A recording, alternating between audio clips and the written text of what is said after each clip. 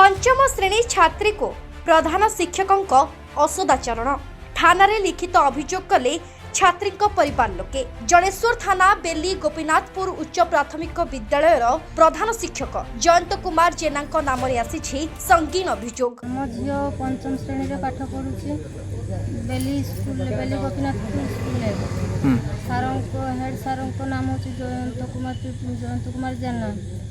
सी आम झील छाती एरकम औषध आचरण बारंबार कर छुआ मानसिक भाव माने भांगी पड़ुची राति निंद भी हुए नहीं। सूचना अनुसार जलेश्वर थाना बेली गोपीनाथपुर उच्च प्राथमिक विद्यालय प्रधान शिक्षक जयंत कुमार जेना गत 23 तारिख में विद्यालय पंचम श्रेणी छात्री को मध्याह्न भोजन समय ऑफिस को डाकी असदाचरण कर छात्री जनक कांदी कांदी घर को फेरी। छात्री जनक कांदुवा देखि परिवार लोके पचार सबू कथा कही। एने आज ग्राम एक बैठक डकाई आलोचना हेबा परे जलेश्वर थाना लिखित अभियोग करिसेंती परिवार लोके। थरे कि दुई थर नुहे एबिति अनेक थर छात्री को असदाचरण करिथिबा नै छात्री जनक कहिसेंती। परिवार लोकंक लिखित अभियोग परे पुलिस घटनार तदंत करुछि। Bureau report live Odisha TV.